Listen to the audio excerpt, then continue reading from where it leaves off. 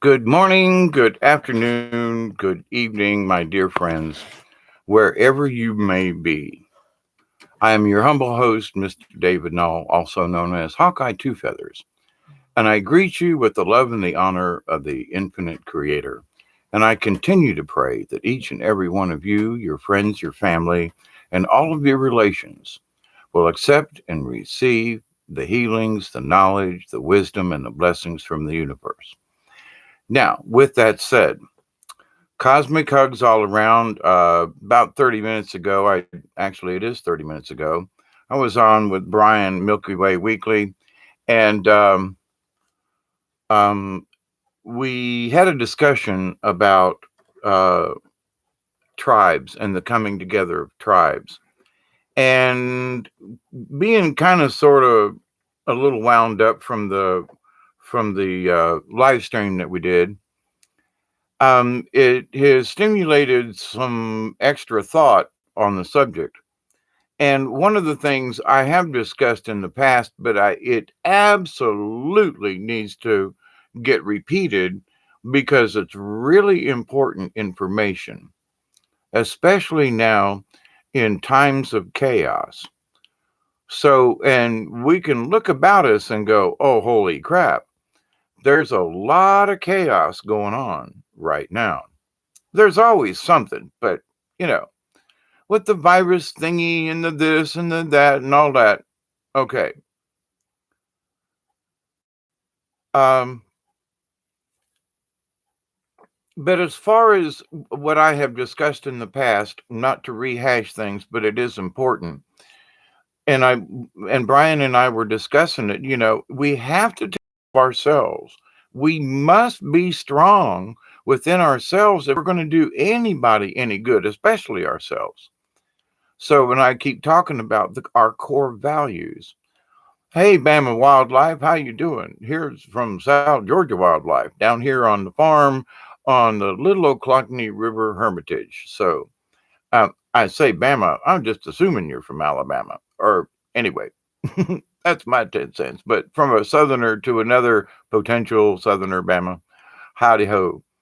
But in this reality of things of tribes, now, early on in some of my videos, going back to maybe even 3 years ago now, I try not to look. I always try to look forward instead of look back over material I've done, and I'm always looking for inspiration.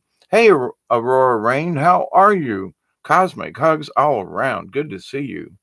I love purple, and you just gave me one of them purple hearts, or is it lavender or some kind of anyway. Um, there's a blushing pink, sort of that color that is used as a gel in theater, and it looks a lot like it anyway. But greetings and love to all y'all. But in this understanding of the universe and you and me and what's going on, what really matters? Our core value. What path am I on? Am I still on the path that I feel like I've chosen? Or maybe that life has chosen for you? And hey, Breaking Dawn, how are you? Hi, David. I'm whooped. I just got out of work. Wow.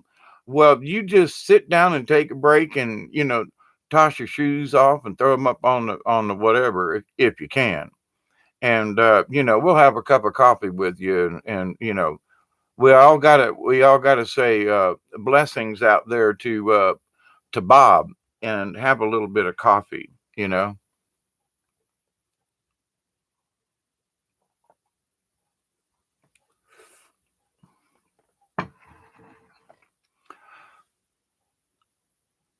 But how important it is as a tribe, and that's what our discussion was on Brian's show. But I want to go into a little bit more detail in a little different way than what we were talking about. I kind of glossed over it in a way, and I want to go in a little bit in more detail now. Not that I couldn't have, I just have had a little bit more time to think about it a little bit more, and I realized there's a little bit more to this. Might help everybody out.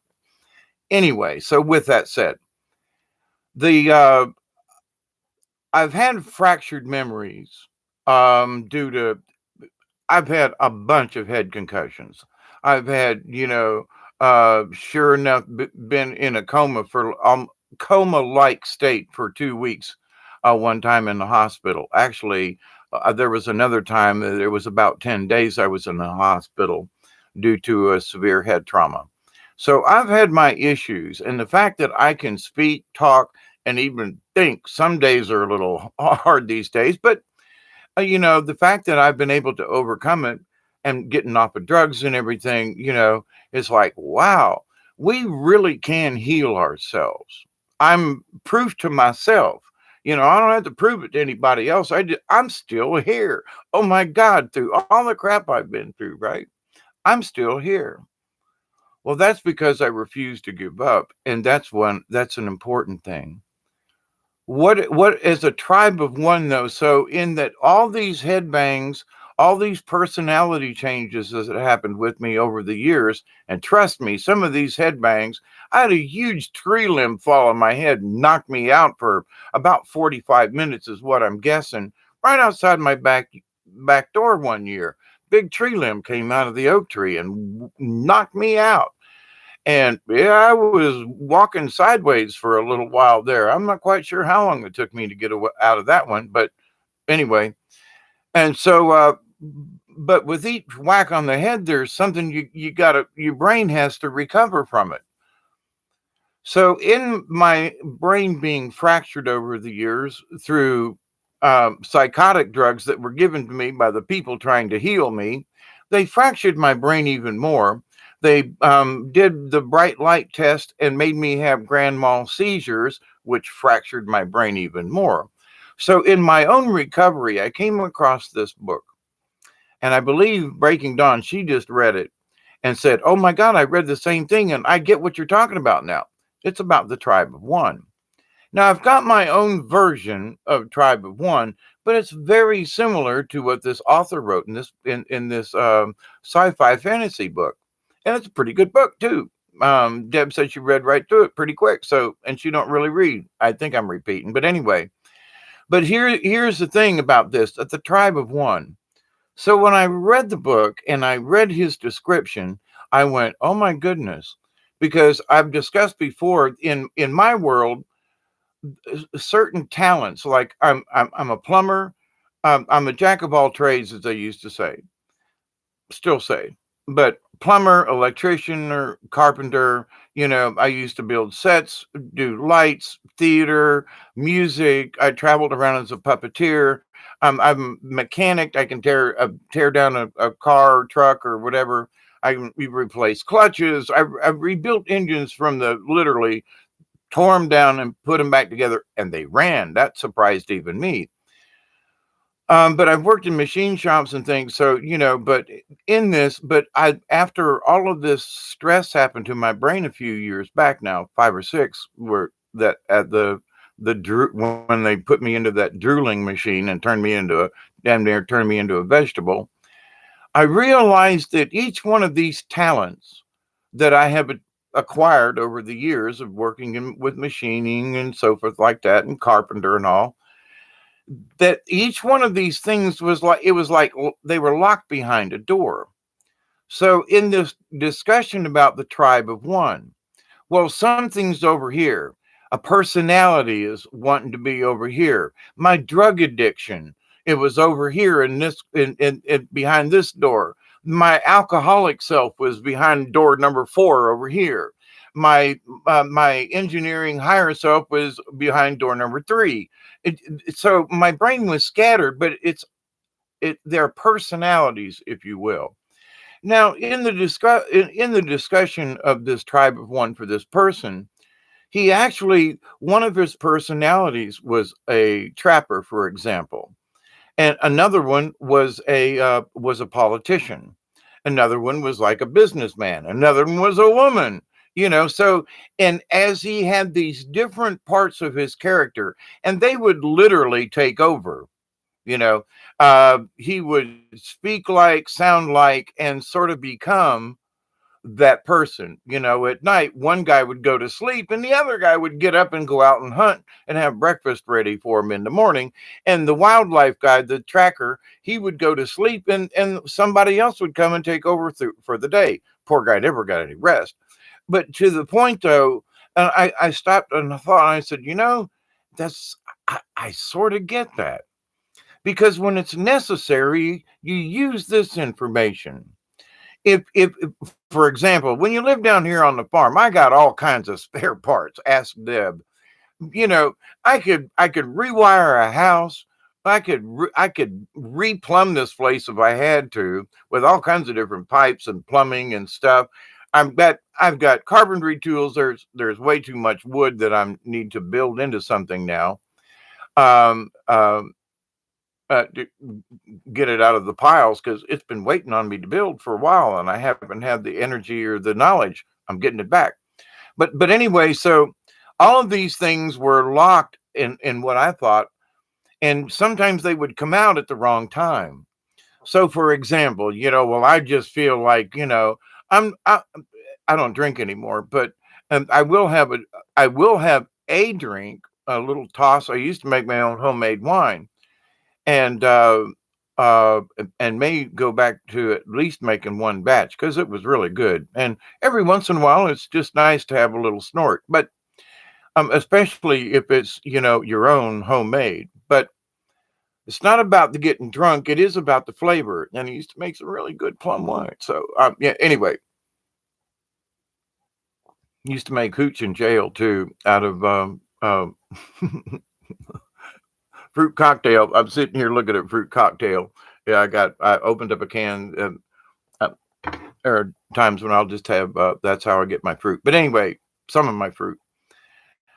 But so going on with this though, with the tribe of one thing. So I realized that in my fracture, somebody had to be the camp counselor. And you may have heard me talk about this before. Somebody's got to be the grown up in the room.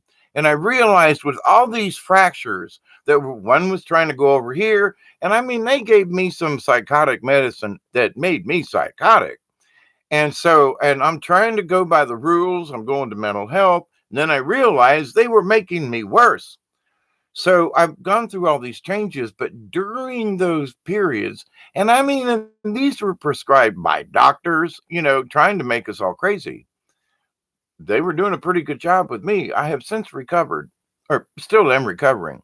But in that fracture, I realized that there was some part of me that had to be in control, regardless of what else was going on. And if things got out of hand, I had to I had to choose within my own self a designated driver. Okay. And not necessarily that I'm drinking or doing drugs or anything. That's not my point. But if one of my personalities or one thing has a tendency to get out of control, so by use of self-hypnosis and by use of meditation, I said, okay, I chose one of my characters inside my brain to be the camp counselor versus the boss or the manager. Camp counselor in my brain just works better. So I had to, chief, I don't know, overseer, the quarterback of the team captain, anyway, but the camp counselor. So it works for me, has worked. And so I look at my personalities and I look at these fragments and I say, okay, y'all are part of me.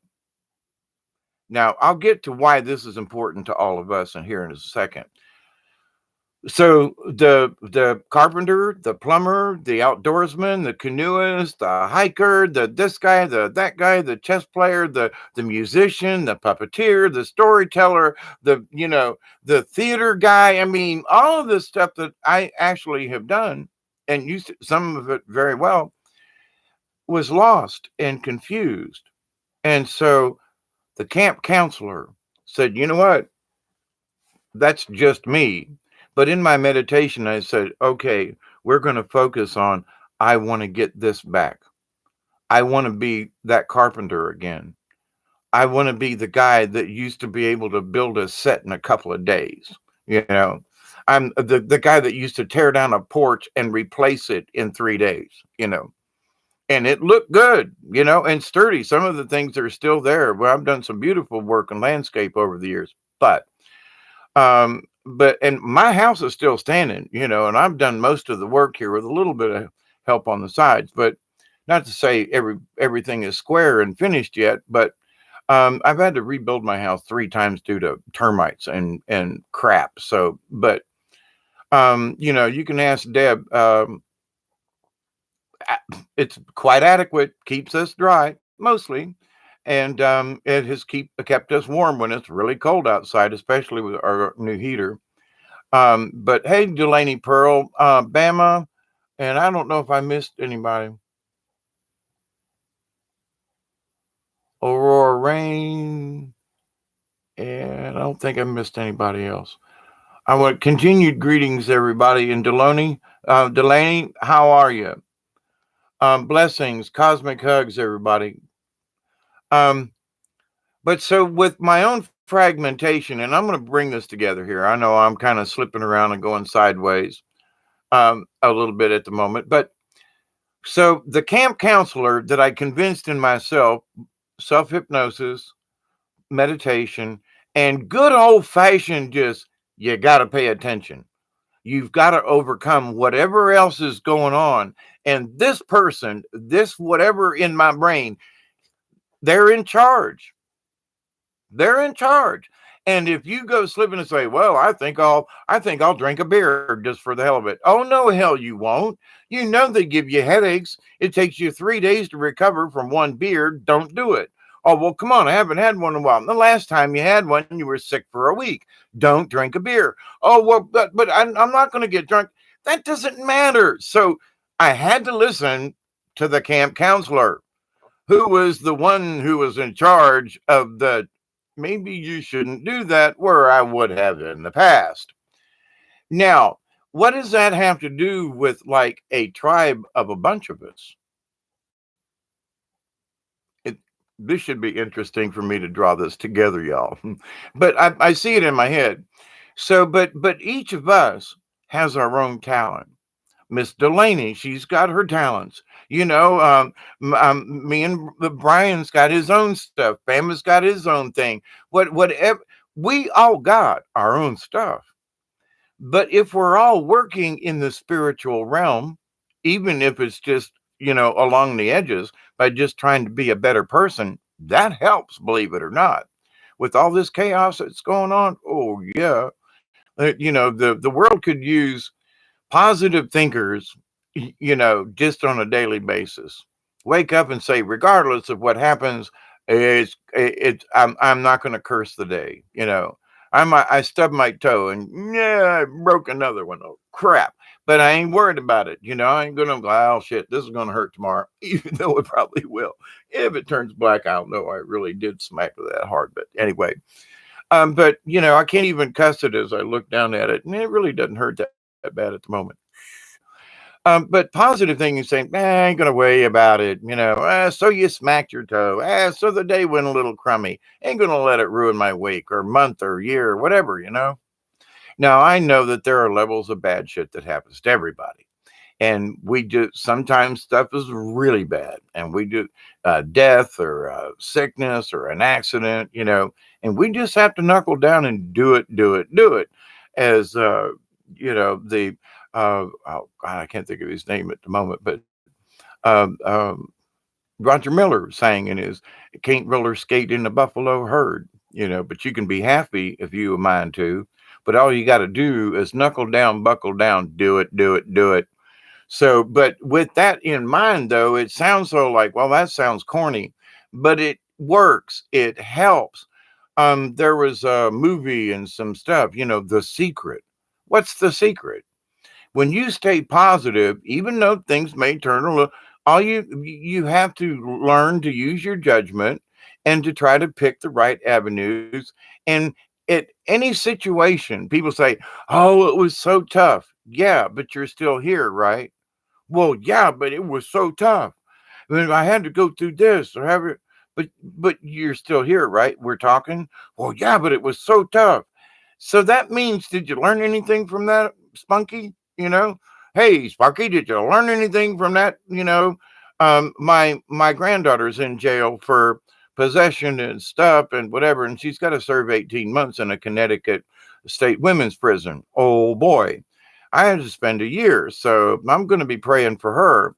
But now that the sentence is in, she can, if she'll mind her p's and q's, she can get out with some positive attitude and maybe a work ethic, and maybe even kick some of her drug habit if it don't get worse while she's in there. Oh man, we got to pray. But anyway, but to the point though, I changed my life around. I had to when I got out on probation, or they were going to put me in for 20 years, and she could face even more. But to the point though, as much as I tried to convince her, look at my life and what I've done. I served time, honey. Don't do this. She was even younger than me and got thrown and is in the pen. We do what we can. But here's the thing. She doesn't have a camp counselor. She allows her other selves to take over, which is what I did. In my younger days, man, somebody said, "Hey, let's take a hit of acid." I'd say, "Okay," clunk, off we'd go. I'd go to work. I would drive places. I would do things that people were like, "You're acting a little weird today, Dave." "Yeah, I'm okay. I'll be okay. Oh, I'll be okay. I'll be okay." And I'd be tripping my rear end off. And they're like, "Yeah, how did I do it?" I sometimes wonder and go, "Yeah, I really shouldn't be here." But I've cleaned up my act a lot since then, but I can understand my granddaughter. God forbid she got my genes in that respect, damn it. Of course, so did my daughter, but anyway. But what we do with it, so, she's young yet. It took my daughter a while to get over hers, and now she's on the Red Road path, Native American, and dances at powwows and does beautiful craftsmanship and stuff. Hey, Chloe, cosmic hugs. Um, so, I know there is worth in people. And I know that sometimes you got to stub your toe quite a few times before the camp counselor says, "Why didn't you put your shoes on?" But I can, when it's on, I go outside barefoot all the time, but not in the dark. And not after sitting in front of the light and you go into dark, complete darkness. No, use your brain. I didn't listen to the camp counselor stubbing my toe pretty damn hard out there on the wood stove coming back at the house. It's okay. So you should have listened. It may be a stub toe, or it might be 18 months in prison. Some of those things, if you don't listen to the one that's got the smarts in here, nah, it'll be okay. Sparky, you better stop. If you've got, how many times? I mean, I don't even want to think about how many times. But like when I cut my finger, when I went down the river, I looked at that first aid kit and said, "Nah, I won't need that." Half hour, 45 minutes later, I could have really used that thing, and I consciously left it behind. So there are things that happen to me all the time, still constantly. What's that got to do with you and me? Well, because we've each got a talent. We've each got our place. Now, I'm not suggesting that I be the camp counselor. But as I look at the collective, if you will, my job as, and I've told you all before, the angels are kicking me in the butt to do videos. I've had visions of Mother Mary who've given me specific messages, et cetera, et cetera. And I do this because it's what I'm supposed to do. Not that I'm getting any kind of accolade. I never ask you to like or subscribe, but I'm always thanking you for doing it and for being subscribers. It's all about more about the message for all of us. So in a way, I'm sort of a moderator because I moderate. You guys are in the chat. We talk to each other. We exchange ideas. I give you my a whole bunch of different points of view for you to consider. But it's all because I want us all, like I was saying on Brian's show, I want us all to be on the same page. It's not about whether or not our beliefs are the same, or, how I meditate and how you meditate might not be the same thing, but we can achieve the same results. And even though, somebody's in Canada, or somebody down in here in the South, that, okay, y'all, you know, we can still have the common thought of, let's work together. So, regardless of our place in life, our place in society, our place. Now, see, when I mean place, I'm using what I talked about earlier about the fragments of my brain. And I'm using this, we are all fragments of a big brain, if you will, the collective.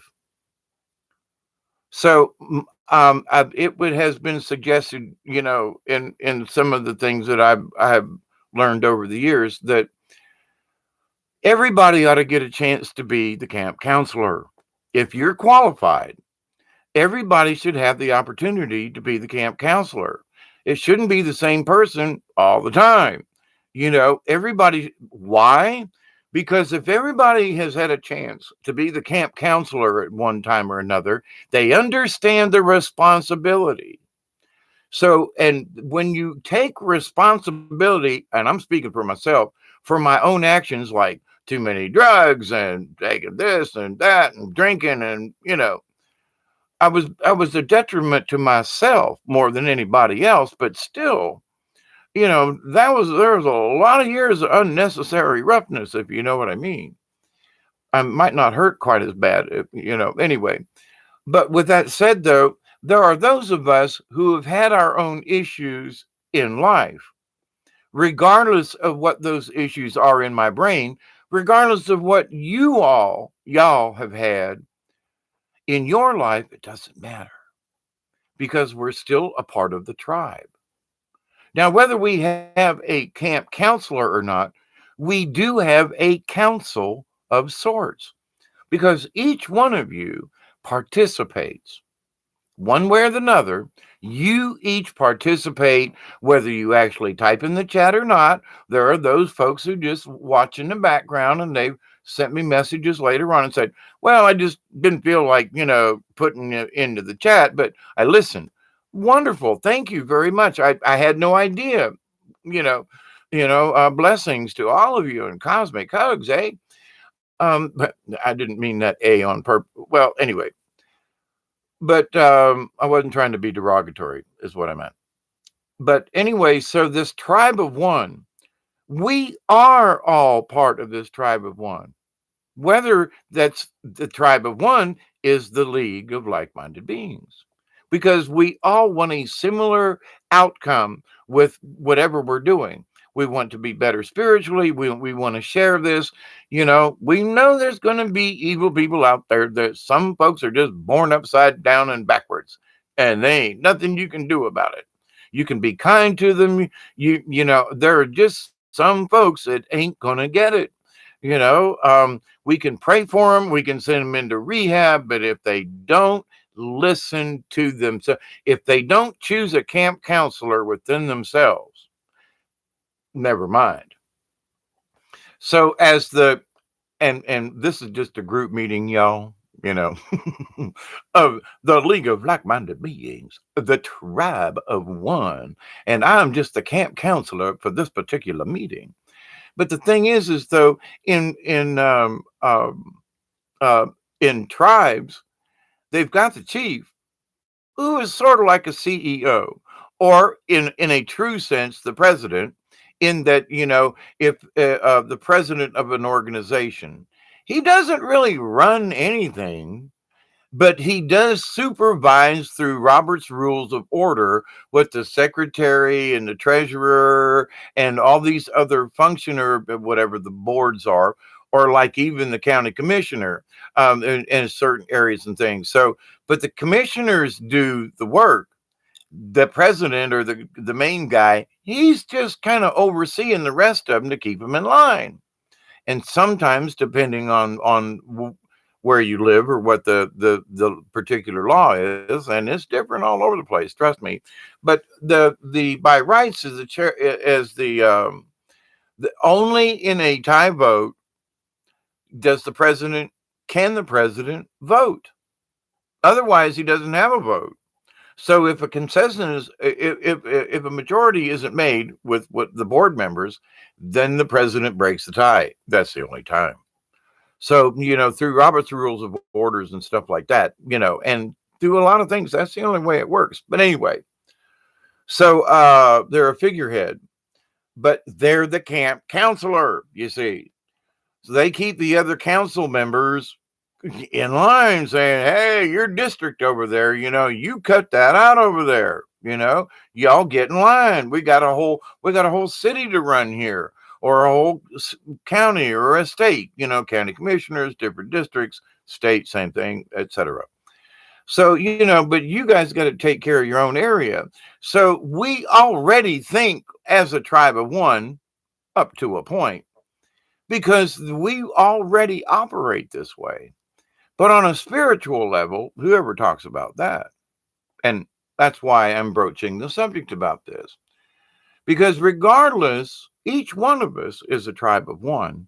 But as a collective, we're also that tribe of one. So if you're having some kind of issue in your life, but, hey, I was 250 pounds at one time. I'm down about 172-ish. And, and it used to be 145. That was like a good weight for me. So I'm still a little overweight, but not grossly as I used to be. And I know that I can beat it because I have to put my mind to it. I have to have the will and the gumption to not shove another piece of pie in my damn face. I have to have the gumption not to, snort any more cocaine, unless you run out. But beer, well, I could buy that, but I had to grow up on all these levels. But we as a collective, because we all each have our own little things, we have to grow up individually to understand it's okay to be an individual and still be a part of the collective. So the carpenter, now I'm sorry, but the drug addict, he just don't have or she just don't have a place in my little tribe. But we will help the drug addict to overcome that and to make it peaceable, and maybe find something, not necessarily to get high with, but something that would substitute in that, that need, that want. And having been a drug addict, I, find something else to transfer that energy. And I find paddling down a river or something, to like take your mind off a lot of stuff. And, if you got Coke with you, it's going to get wet. And never mind. That was a poor joke. And I used to take beer everywhere I went, or a bottle, no, that's just insanity. Plus it's against the law, and an open container in most states now will, can get your license pulled, your vehicle towed, and sometimes jail. So it's not necessary. Not that I'm going to poo-poo anybody else that wants to drink, so there are persons within the League of Like-Minded Being that can still have a few drinks and they're okay with it. And I'm okay with them having a couple of drinks because they're responsible. I was a nut job and an alcoholic. They're not. They're controlling it. They're okie doke, but I'll warn you, one of these days you should cut back. But I'll still pray for them and they can still function and they can still be part of the group just because they have a few beers or whatever, So with that, we can accept certain amounts of certain things within the camp. You know what I mean? I'm speaking about myself being part of the camp. But each one of us as a part of the group of the League of Like-Minded Beings, this tribe, everybody's got some kind of little fault. Some of us have bigger ones than others. But here's the thing. If we wish to be part of the tribe, I will accept who you are. And you should accept who I am. This has got to be a back and forth. Now, that don't give me the right to be a butthole. That's not what I'm talking about. But if I say, okay, Um, okay, John, you're sitting over there and I'm sitting over here and we're having a conversation. And look, I know you like to do a little, but when you're around me and you're here, you don't do that. Agreed? Well, okay. So that's my compromise. So John says, okay, but anytime I come around you, I'll make sure I don't have any, won't do it around you, and I will be clean when I come around you. Just as an example, just a respect for me, because I'm an ex-drug addict and I would rather not have. I don't want the temptation, for God's sakes. I might say yes. My camp counselor might give in. Please don't bring that around me, okay? Because I have had weakness. But also can say that in my years, I've been able to say no. A few times it's been damn difficult from my addict's point of view. So each one of us, though, there are carpenters within us. There are healers. There are massage therapists. There are folks who mix up potions and things and stuff. We do psychic healing with each other. We send good vibes and we try to keep, those within our, God, I hate to say within our ranks, but within our group, it, not that anybody's excluded except, crazy people. No, I'm crazy. I'm accepted. Maybe not. But when we can use our collective, regardless of the crazy person, and agree that your camp counselor, that's the only agreement with this. You agree, I agree, that when something really big and strong, or how do I put this, important, something that's really worth it and important, that we let whatever has come, we have brought with us from our past. We say, from now on, we're going to work together for this future, regardless of your Cherokee, or whether you're Navajo, or whether you're Blackfoot, or whether you're Chiricahua, or it doesn't matter what tribe you're from. But as a collective, we are a nation. We are the League of Like-Minded Beings. And it's important, as Brian and I were saying, we can't feel alone in this. We are part of a tribe. And using that word, I know that I'm trying to, this is a really fragmented way of, but each one of us has got our own little idiosyncrasies. It's okay. But you have to say, you know what? When I'm around other people, maybe I shouldn't quite act that way. Maybe I should let the camp counselor be in charge. And I've had this conversation with myself, you see. And I've had to tell myself out loud at times, camp counselor, time for you to take over here because motor mouth's getting, out of whack, or whatever the situation may be. Somebody's got something that maybe I would like to partake of, and they've offered, and I go, help me, help me, help me. Camp counselor says, okay, I got this, bud. And all it means is that, okay, everybody, for me, I want to say, I'm going to be one of the people who says, okay, don't panic. We got this. Why? Because we're strong. Individually, we're working on our internal strength, our own core value. We're all trying to get better. So, and as whether we think we're participating or not, we are, because we're participating. We are the League of Like-Minded Beings. So, but understanding that means we are a tribe. We are. Does it matter which one we're from? No. If we follow the basic rule, do no harm. We follow the Creator's basic rule. Give honor. Well, it's built into the do no harm, but give honor to each other, to nature, to the surroundings, and for goodness sake, give honor to the universe, to the angels and the spirits, and to Mother Earth for what she provides for us. Just say thank you.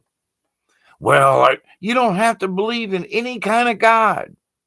Just say thanks, because now you're giving positive energy out to the world. Whether you dance around a fire, whether you have a drum, it doesn't matter. Just say thank you. We all agree on that, in the respect that we all have a similar feeling. Now, Millie Cow, good to see you, my friend. Bama Wildlife. Um, it's a good idea to stop smoking. Uh, Millie Cow says, I can't control myself around weed. I smoke too much, get depressed, and smoke because I'm depressed. Now, see, Millie Cow, it ain't the smoking that makes you depressed. I smoke and I ain't depressed. There's something else in there. uh, not trying to be your therapist, but it ain't the weed that's the problem. I'm just saying, okay? Now maybe you do smoke too much, but and that's where you got to let your camp counselor come out, cuz I mean, I still have that issue. I would, light up one right now, but I'm like, no, camp counselor says no. You got to wait till you're done, and we use a little common sense here. Use some of that wisdom, Hawkeye. Don't be a dick about this, is what I'm hearing in my head. Hey, David Castle, use cannabis as a tool, not a crutch. Thank you very much. Absolutely. And sometimes I use it just for fun. But I've made my own butter and made some pastries that have a couple of them turned out really good. Oh boy. I was like, I can't feel my toes. you know, Hey, Chloe. Wee! Pure love ascension. Can't use it as a tool right now. I don't have the self control. Millie Cow, just meditate on it and pray for it. That's the only thing. Don't ask for anything else. Just say, please, Spirit, Creator, World, Universe, give me the strength to be the camp counselor. That's all. And just meditate on that. But when something comes up, you go, allow the camp counselor, you got to listen to him. That's the self control part. But do you want to get better? Then listen to your own self, your own camp counselor. But as a group, there are some folks, um,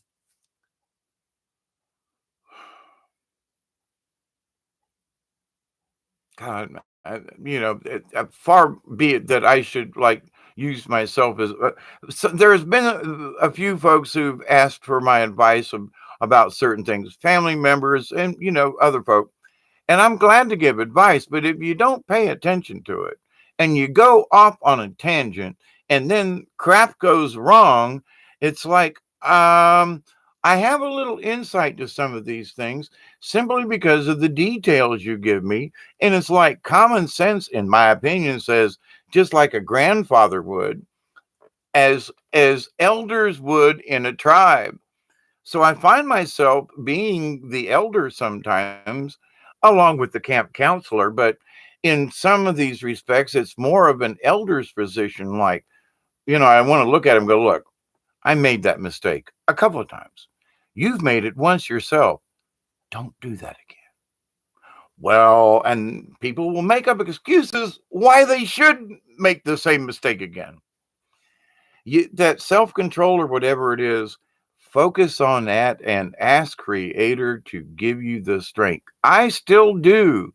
Give me the strength. If you give me the strength, I'll take care of the rest. Deb can vouch for that. She's heard me say that quite a few times. Um, Pure Love Ascension, howdy. If I didn't, well, let's see. Give yourself love and honor. Yes. And we're hardest on ourselves. So I used to, one of my excuses, well, I don't know. Yeah, what do you got to lose? What do you, every day is a holiday, so have another beer or smoke another joint. When you're so stoned, it's like, oh, please, I really don't need to smoke that. Or, go through 3 packs of cigarettes in one night. Hey, Mary Wins. Oh, blessings. Haven't seen you around in a while. Hope you have been okay in your world. But as this tribe of one, though, and I don't mean to like overstate it or in that actually be rated. We are a tribe of one. We each have our own personalities, and we should bring them to the table. And as a group, which we do right now, and somebody gives me a suggestion. That's why I like reading y'all stuff, and I will read it out loud because a lot of times you all have very good points.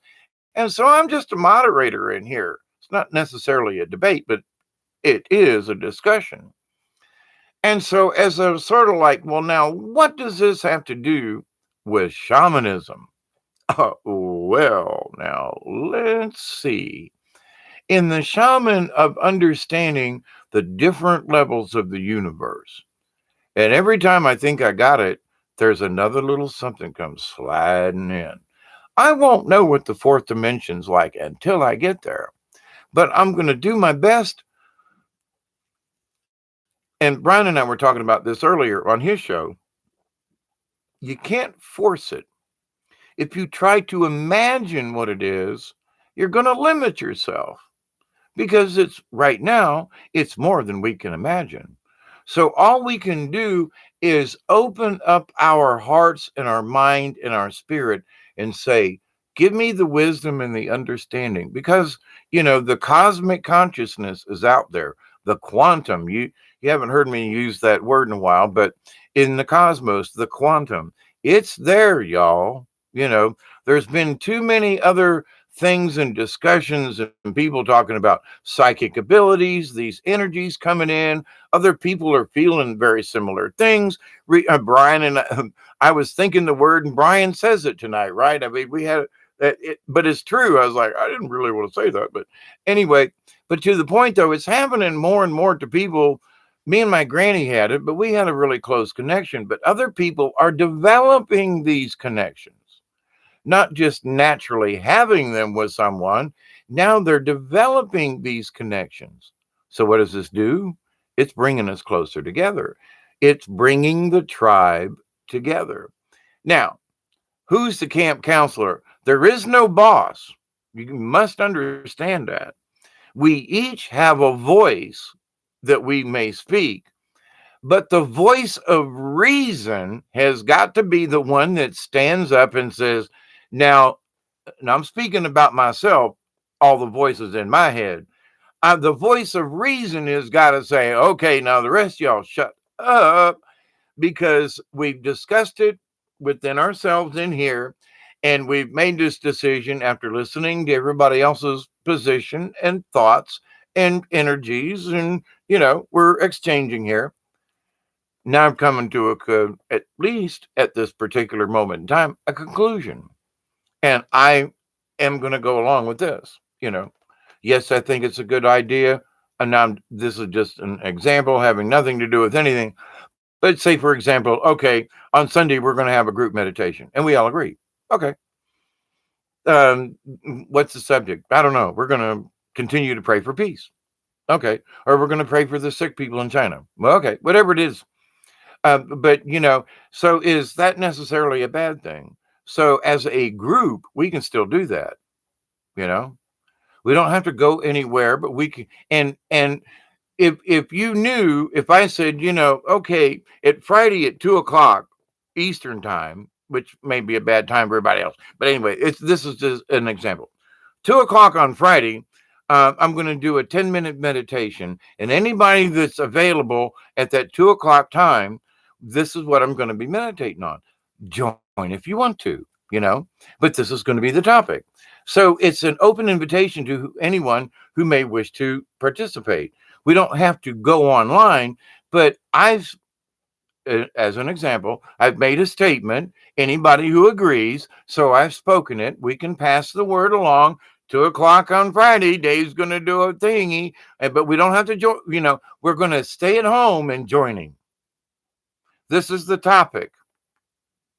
And I'm going to meditate for 5 or 10 minutes, and that's going to be that. And then we're going to get back together on Saturday or Sunday, and we're going to chat about it. You know what I mean? So that's just an example of what we could do, can do, maybe we should do. I don't know. But to bring it up, these are the types of things. Hey, we're kind of already doing it subconsciously. You've heard me talk about this conscious, subconscious thing. So in part of this, all being part of shaman, of being a higher spiritual person, being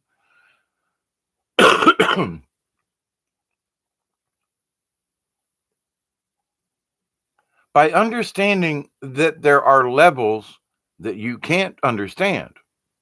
Whoa. Hawkeye, what'd you just say? A shaman must understand he's not going to understand it, or they will not be able to understand everything. They won't. You might as well forget it. If you think you're going to understand everything, that the universe is going to flood in and you're going to get it, oh, you will just be so much more confused. Oh, every time I ask for clarity, they give me these things, and all it does is give me more stuff to ponder. And holy crap, I never thought of it that way. I've discussed some of these things with y'all about my times out on the lake in the middle of the night and some of the things. Anyway, moving on. So, but as a shaman, I just want to be a better spiritual person. That's all. I'm not looking for any awards or I don't even ask y'all for thumbs up. Thank you when you do. But I'm not looking for gold stars. I'm not even, I'm trying to pay it forward. Yeah, but not in the hopes of receiving something. What I receive is the knowledge from the universe. So if I give freely, then the knowledge can come into me freely. So I've learned over the many years, and I used to drink a lot, so I wasn't paying attention. I wasn't connected to the universe. And what the hell does all of this mean about the tribe of one? I didn't listen to the camp counselor. That's my point. So now who's the camp counselor in our group, if you will? I'm just a moderator. Okay. I'm not the boss by any stretch of the means, but I can be one of the council members, and we're all invited to speak up to say, wait a minute, is this, should we pay attention to this over here? You know me, I'm coming up with all kinds of weird stuff and points of view from maybe someone's never thought of before or possibly not considered. That's my job. Let's all think about this in a convoluted way, because wait till you get to the fourth dimension. If you think this is convoluted, holy crap. We're never going to understand it all. And that's okay. You'll never fully understand who I am. That's okay. I'll never fully understand who you all are. That's okay. But we're all of a like-minded, not a hive, but a tribe. We're all working for the tribe. Every member has a job, even if it's minute. Hey, look, I come in after everybody's done it, and I sweep the floor and mop once a week. I sweep the floor every night, but I mop once a week. That's my job. What do? I clean. I sweep the kitchen out every day, and I mop once a week. That's my job. Well, okay. Well, nobody else is doing it. Somebody else. So, that. Yeah. See, and I worked as a trustee in the jail, and sometimes being a janitor was like, it got you out of your cell. You got to walk the halls. Sure, you had a mop bucket. Who gives a shit? It gave you something to do, but it strengthens up your arm too. But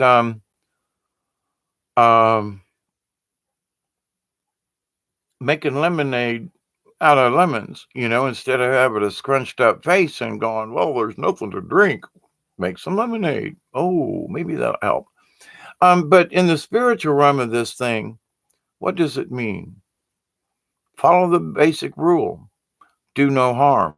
So if you're overeating, over drinking, over smoking, overdoing anything, then ask for strength. Like I said, Millie Cow, uh, wait, what did you say? I thought my peace had been taken.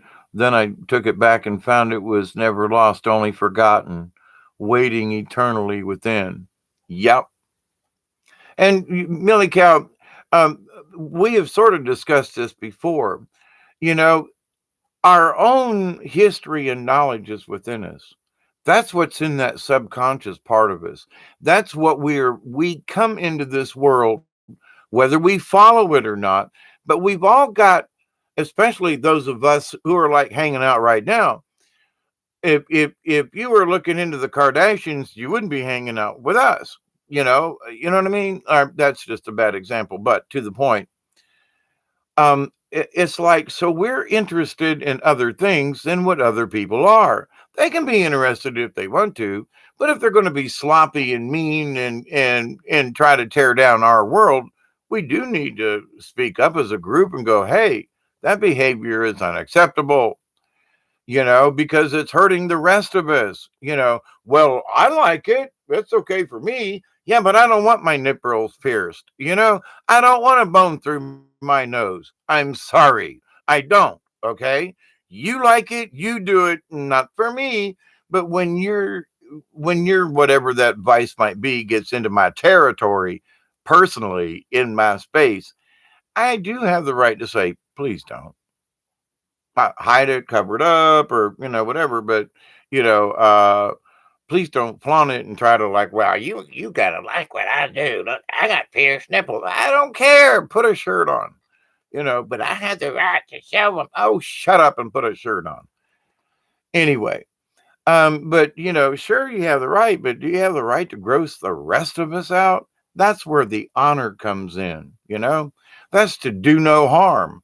Where you say, well, wait a minute, Hawkeye, and wait, somebody's going to show off their whatever. The point is, are you honoring and respecting those folks around you? Yeah, you can have them pierced if you want. Put a bone in your nose. I don't care. But the rest of us have to look at it. Will you honor me if I go, that's really gross? Please, can you put a bag on your head or something? I mean, or take the bone out, or I don't know. But now, if it's a natural deformity, oh, please, I'm not poking fun at anybody in that respect, but people who've got rows of piercings and stuff like that hanging out everywhere. Oh my God, I'm sorry. I would kill myself because going through the woods, I'd get hung on stuff. I mean, I got my hair caught on a briar thing the other day when cleaning out down there near the new well site, and like to yank my hair out trying to get out. Oh my God, piercings. Anyway, but when it affects other people, you have to say, well, wait a minute, I have that right, but am I honoring the other people I'm around? Am I respecting other people? Sure, you can do it. Yeah, okay. But maybe in the privacy of your own backyard. Just saying. It's the honor and the respect of the rest of us.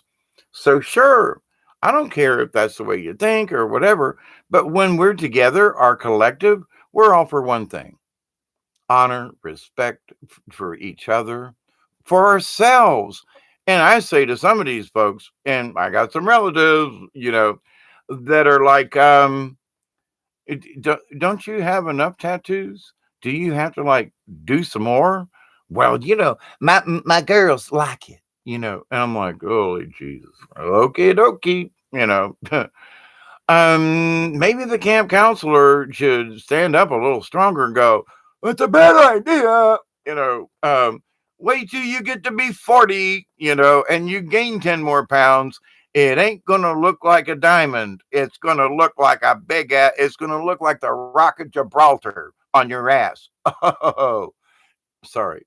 I'm sorry, but some people have had tattoos, and in 20 years, oh my God, they look like, what was that supposed to be?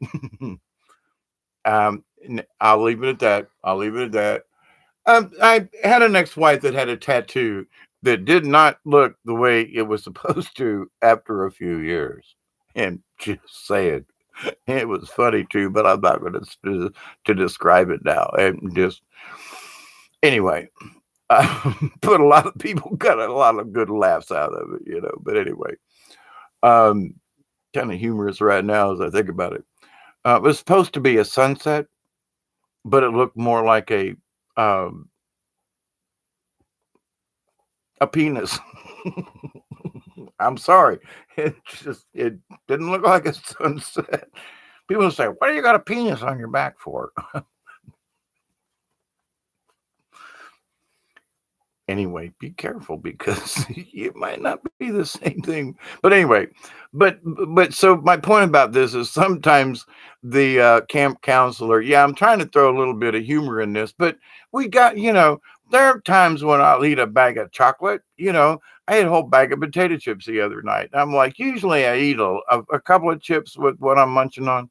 Oh no, before I realized it, I had the munchies. But I was like, holy crap, I ate the whole bag. Now, it wasn't a giant bag, not the point. But for me, I went a little overboard and was like, Anyway, but, the camp counselor should have, jumped in right then and said, haven't you had enough chips, Dave? But, you know, but in the collective, though, in our collective thinking, do we have to have a camp counselor or should we use get this, our own moral compass and go, you know what? Well, wait a minute. That's not in the direction I really want to go. Because for whatever reason, it's doesn't have the right energy or something. Uh,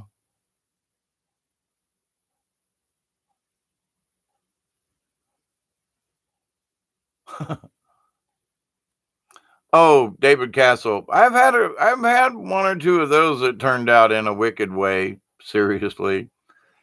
Yeah, we got to be careful with um, things like that.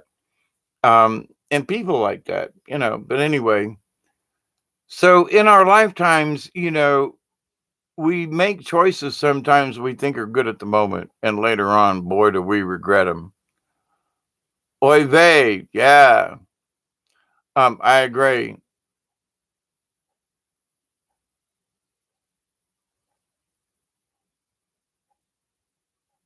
Bob, are you okay out there? Bob, are you okay out there? Seems some weird wingy going on. Ooh, no, and I'm not really that high. Can't be the weed. Um, but thank you, Bob. But anyway, but on this, our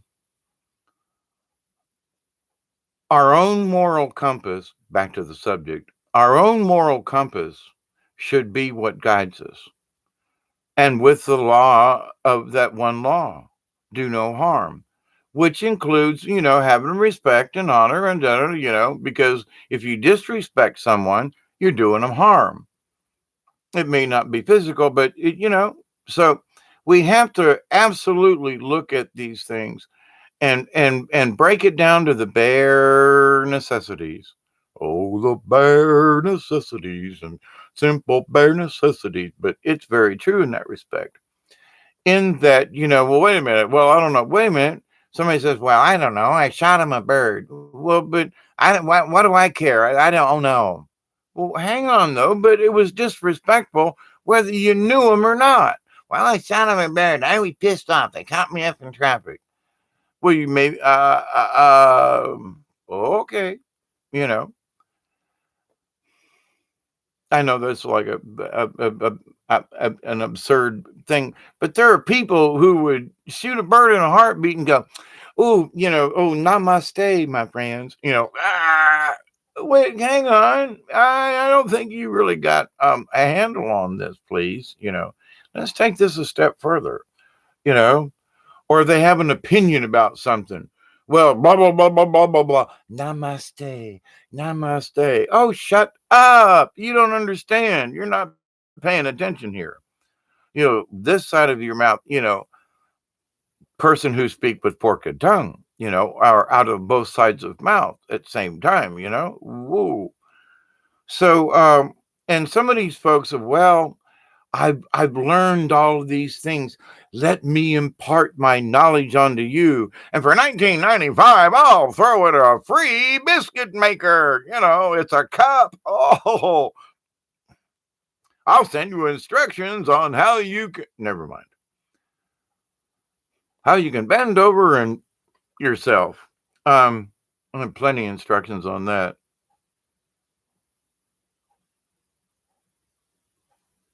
Yeah, Bama, I decided to give up the dating thing too. It's like all it got me was serious heartache in that. Of course, my issue was having a lot to do with I was going through a lot of physical slash mental condition. The mental condition was creating my physical condition of having seizures and, no balance. I couldn't walk in a wheelchair, all that kind of stuff. But um, as much as I thought that I would like have a true lover, soulmate, at this age, yeah, well, okay, never mind. And I realized that looking didn't do a damn bit of good because all that got me was in trouble because I was looking. Whoa, what about that one? Ooh, what about that one? What about that one? And all it did was cause me trouble. So sometimes, but that doesn't mean that you can't say, hey, I'm available, hey. But the idea of like poking around and I joined some of those sites too, and I found some. Actually, my last wife was I quote found her on on a website. And my last love relationship, we met online. And but distance was a factor for my last relationship. It had nothing to do with being online. It had to do with I was still trying to say, um, oh, you're the one, you're the one, you're, no, I ain't. Well, maybe, and they were looking at me going, well, maybe you're the one. So, but my expectations and their expectations, like, between, and especially after a bunch of years, certain people have their expectations. Well, I just, well, wait a minute. You know, I'm letting that slide on your account, but you're like racking up points over here. Well, I don't know. Your hair's a little too long for me or something. Or maybe, I don't know. I don't really like the woods. Well, you ain't got to go. Well, but you want to go, but you ain't got to do that. You go do girly things that, oh boy, never mind. But when someone comes along that they do what you like to do, they want to participate in what you want to do, and you connect physically, spiritually, sexually, the whole ball of wax, good deal. But I quit looking, you know. And as it was my own personal agreement that to become a hermit, I had to stop the nonsense because as a spiritual person, male or female, doesn't matter, or any, you've got to make up your mind. Wait a minute. I have to just, which do I want? Do I want to continue looking for this, very possibly looking for love in all the wrong places, you know what I mean? And settling for something and then doing a this and a that when it ain't really unnatural kind of get together. But you want to force your opinion. They want to force their opinion on you. So it's like, but there's none of this melding kind of thing. Can't say, won't say that it won't happen, can't happen. I mean, the goat man found love and he was in his 70s and got married. So, there's still a chance for me. And I'm not the goat man. No, I'm kidding. In that, well, I'm not the goat man, and that I'm not kidding. But the idea though that whatever we are looking for, we have our own, well, I really like this, or and this person should be sort of like that. And you know what I'm saying? Our expectations. So it's like I was talking with Brian on his show. Our expectations, none of us know what the fourth dimension is going to be like. We can only imagine, but we can only imagine with a 3D mind. So how are you going to know it when you get there? You can look at a picture of the Grand Canyon, but I guarantee you, until you see the Grand Canyon, them pictures don't do you no justice. You don't get the feel of the grandeur of the air and the thingy and the vastness and looking down over that cliff. And oh my God, nothing does it until you experience it. You can imagine and feel and stuff, but when you go get there, it ain't what you expected. And the feeling that you have, sometimes you're let down because you expect too much. That's a problem.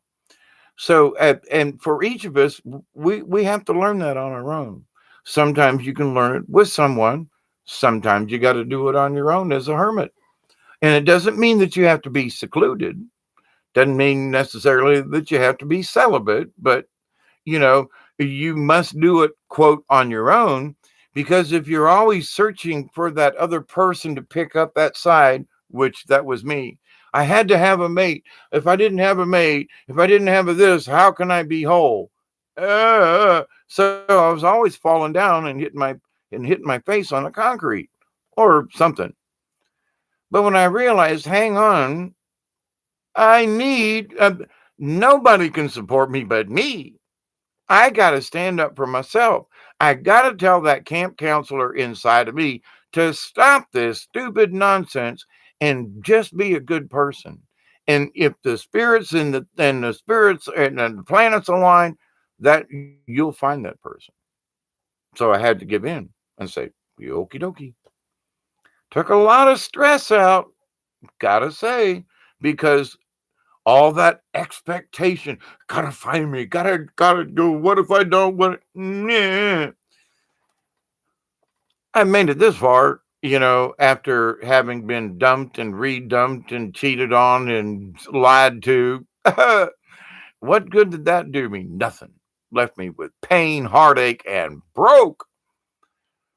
Almost lost my house over it. But and property, the whole place. But so what have I learned? I've learned that yeah, it'd be really nice, but there's more to life than just that. But what about my relationship? What about clean up your own act? Be so strong and so self supportive, not self centered, but self supported, that somebody would know who you are from across the planet. They'd know who you were. They'd go, wow, there's somebody out there. Holy crap. You know what I'm saying?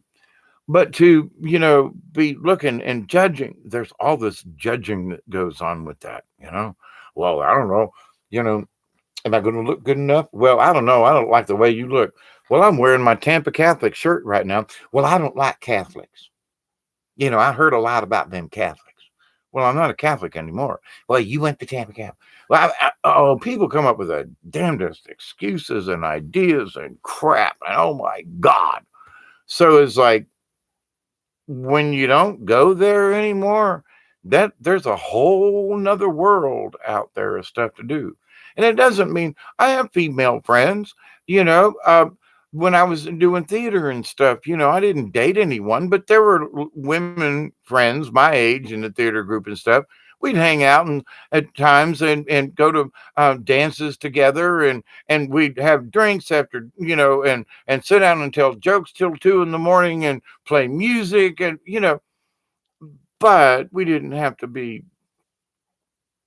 still had a lot of good female companionship and friendship over the years. Yeah, it'd been nice to, a couple of people to, like have a little bit more in that. But if it's not there, it ain't there. and trying to push it or accept it or, if, anticipate that something else. Oh, stop it. Grow up. If it's there, it'll show itself. It'll already be there, you know? And so it's like, all right.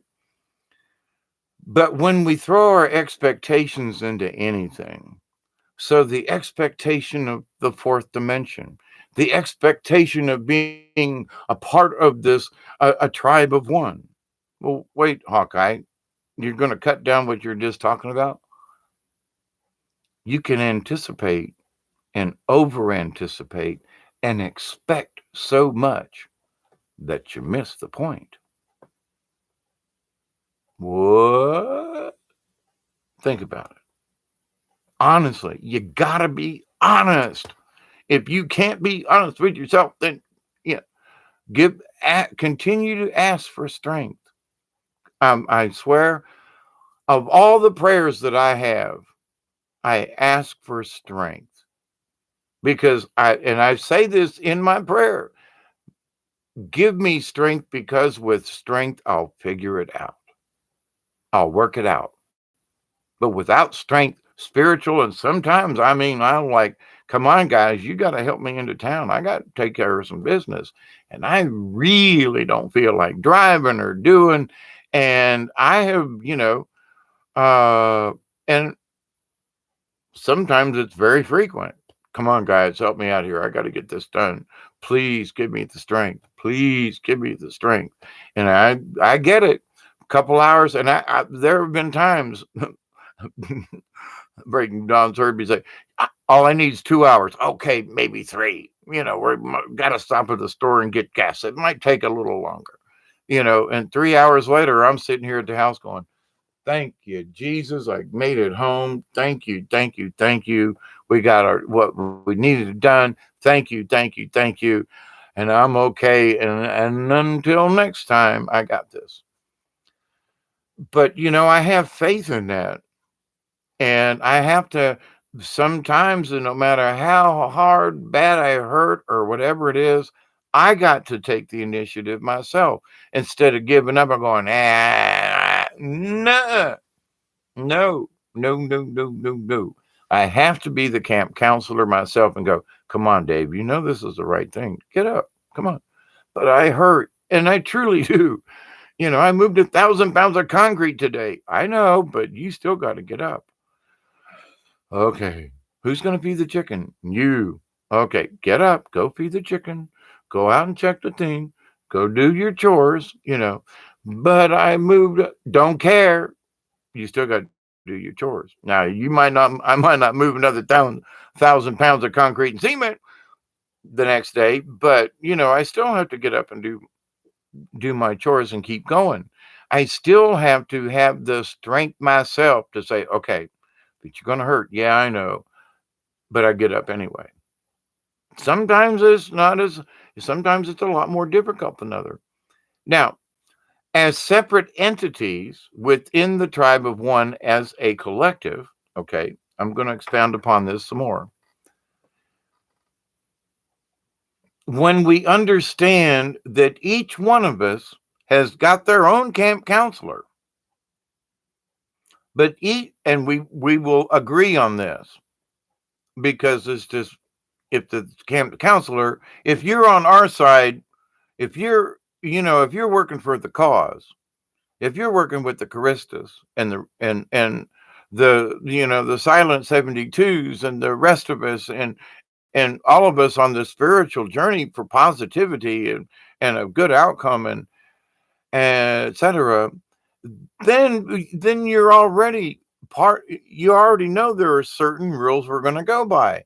And that's, we're going to try to work together to achieve this goal instead of argue amongst us. Well, but I'm from Italy. Good. I'll try to learn a little Italian. You try to learn a little American, and we're going to talk. We're going to communicate. We're going to figure out how to communicate. Regardless of our differences, we're going to learn how to communicate. And as we learn how to communicate, we are developing our psychic energies now. We're tuning into the quantum, into the universe. More people are picking it up. Brian and I talked about this in his show.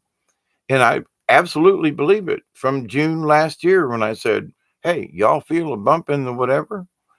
I think the nudge has gotten a little bit heavier. And I think it's a good thing.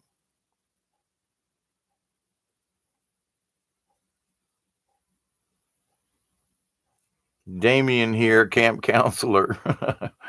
um, but what we have to do is each one of our own camp counselor has to recognize that we all have a camp counselor, but that each of these camp counselors has one particular goal, and that is that we're all like-minded in this. We wish no harm, do no harm. So each one of our camp counselors has agreed on these terms. You follow me? Now they differ with each of us, but that core value we each. So as we become the camp counselor and rely on the camp counselor, and it's true and honest, and you don't let shit slide, the camp counselor, make sure that making the right decisions here, wise and thought, not overhanded and not too emotional, but passionate, yes, but emotional. Then we are the one, because we have that collective thought. Each of our own camp counselors, because all the camp counselors got together and agreed on these really simple rules. And because we did, they're part of that. So it doesn't matter. So regardless of who we are, that's my point in this. Regardless of who we are, whatever that trait is, whatever in my brain, this is the carpenter, this is the tracker, this is the boat guy, doesn't matter. Because the camp counselor, all of them have agreed to work together. And the camp counselor has the final vote. So the rest of our camp counselors, when we agree on the quantum that this might be a good idea or not, we have just participated as a tribe of one. We have just collectively, without a hive queen or anybody, or no, I do think that creator, the quantum has influence in this, but not the guy sitting on the throne going, okay, it ain't that. But as the collective thought came together, we have all agreed upon this. And blessings, Michelle, how are you?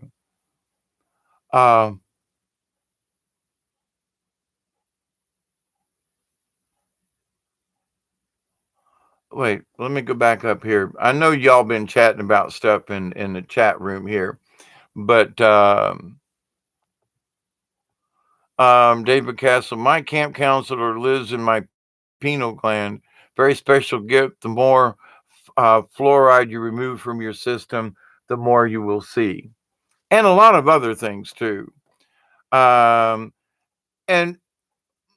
David, I'm not trying to put you down about this. Honest to goodness, I'm not, or anybody else for that matter. But some people have a designated spot.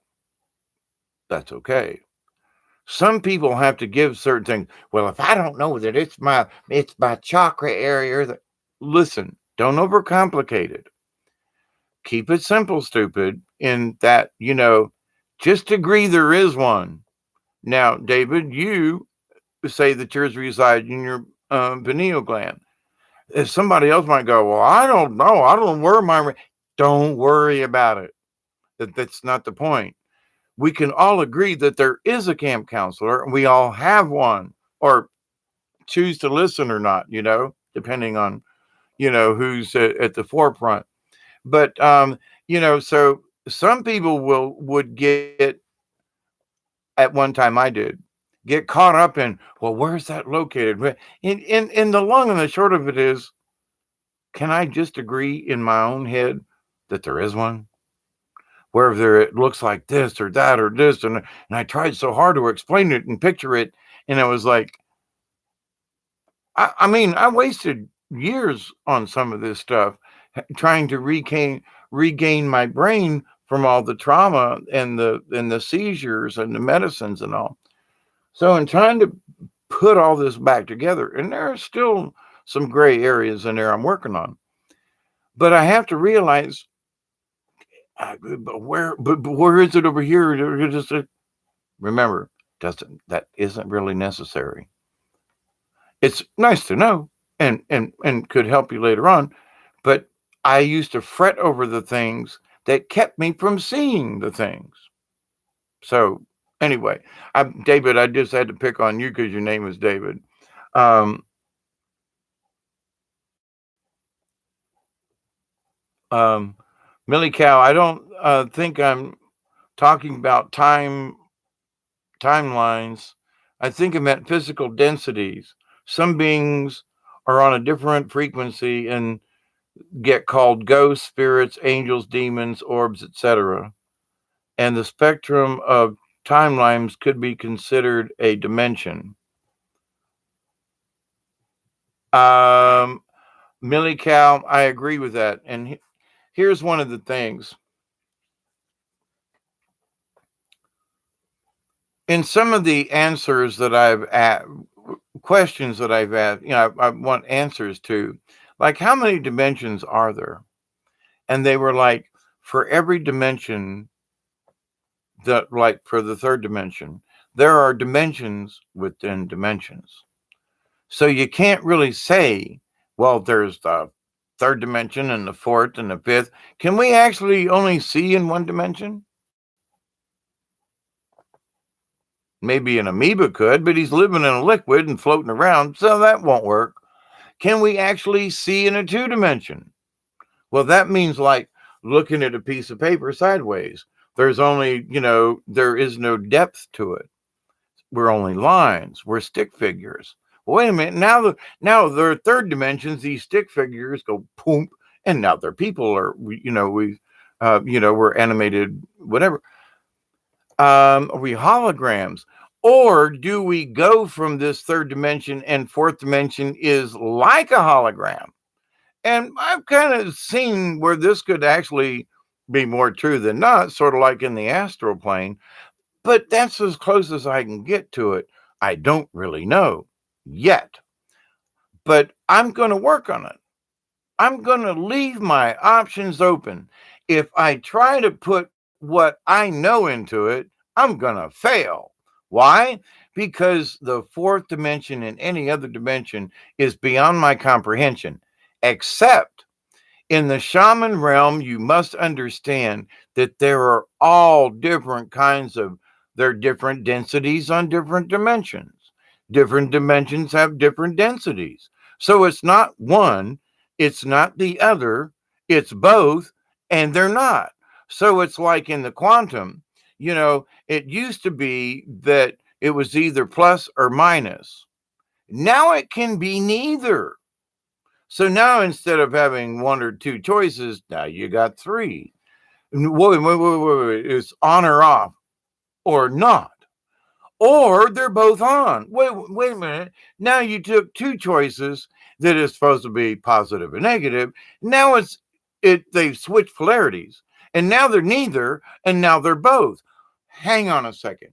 So we went from this one and this one to now we've got all these other different possibilities.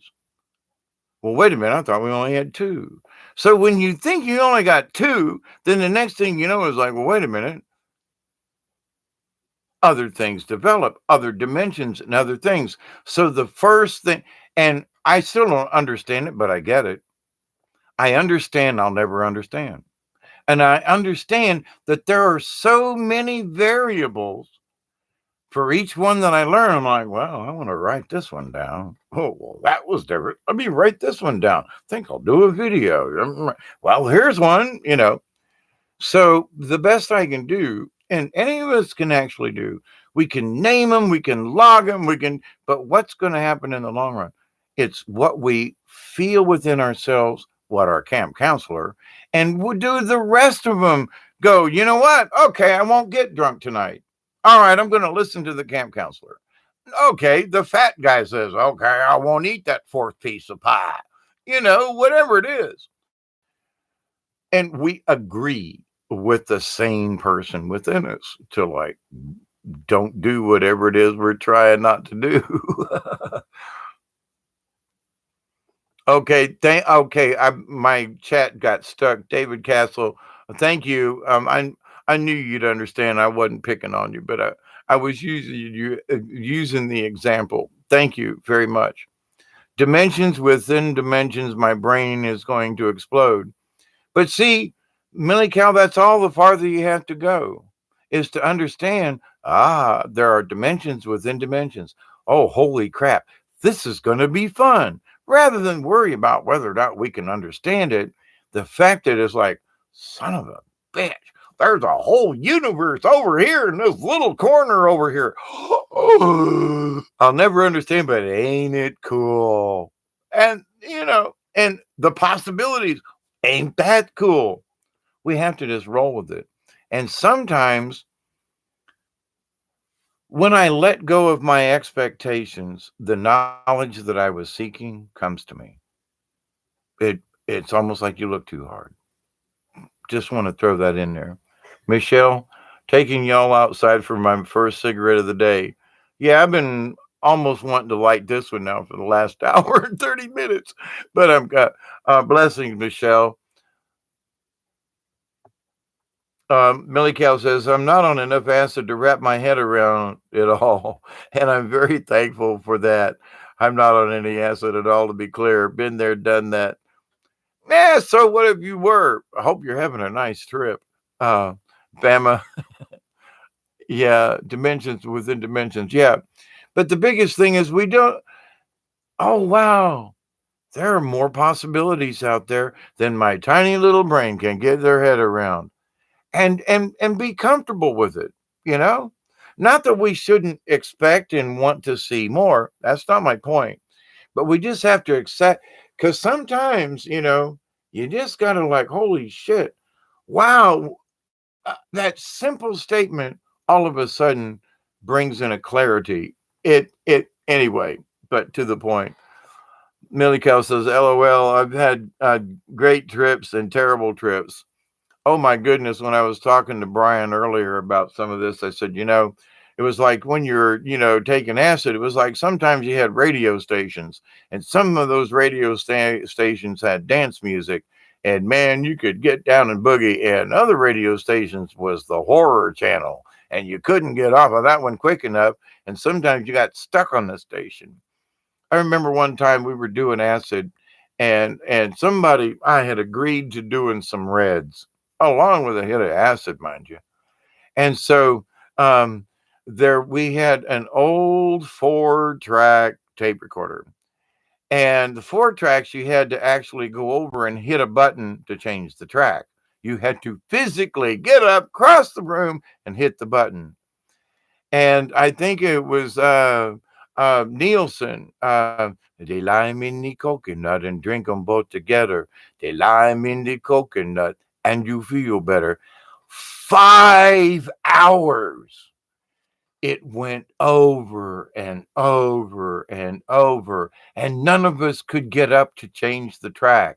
Somebody came home from a date and found us all sitting around the room going, change the track, change the track. And none of us could move. And they thought it was funny, but lime in the coconut a tree, and my insides wanted to scream. And all I could do was go, not again. Lime in the coconut a drink. And so the acid was like, ooh, and the reds were making me going, I can't move. And the acid was like, woo, and the reds were making me, I can't. Yeah, that was fun. Lime in the coconut. I still have a fondness for that song. But anyway, so maybe that, bring a little chuckle to your insides. A good laugh will do you some good. Well, folks, I've been at this for an hour and a half. Thank you, Millie Cow. Laughed my ass off too. Afterwards, we got a big kick out of it, but at the time, Oh, I swear to God, the torture they talk about torture in prison and prisoners with music or whatever noises and things. Oh my God. Oh my God. Oh my God. Oh my God. The lime in the coconut. Oh my God.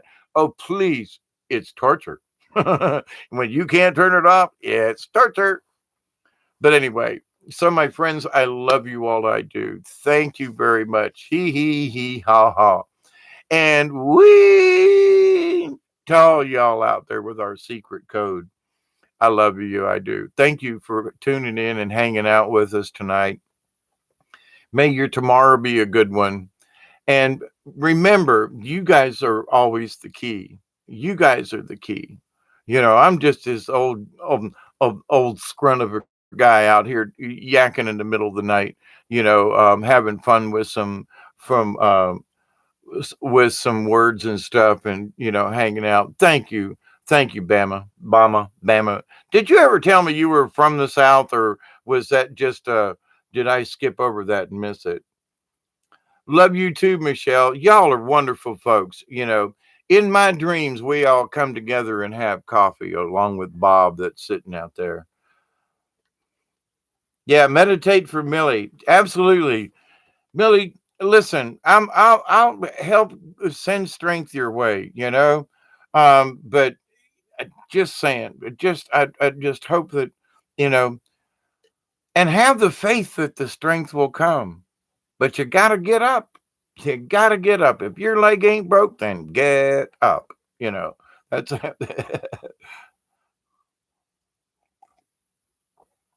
I did miss it, Bama.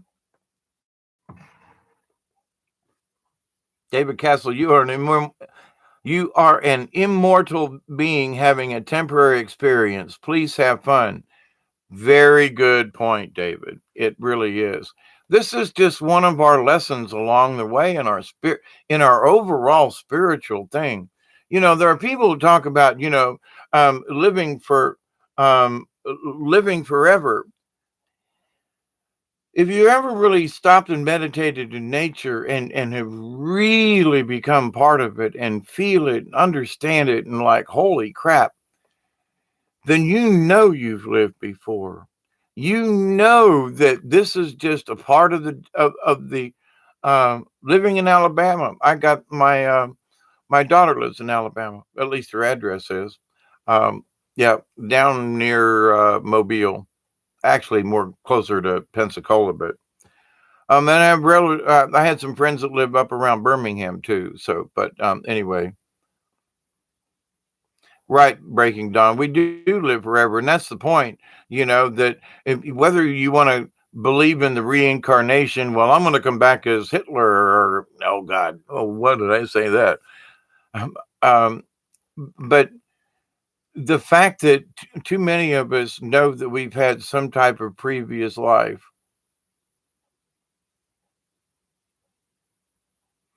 Dominic says, David, I know this is just a dream.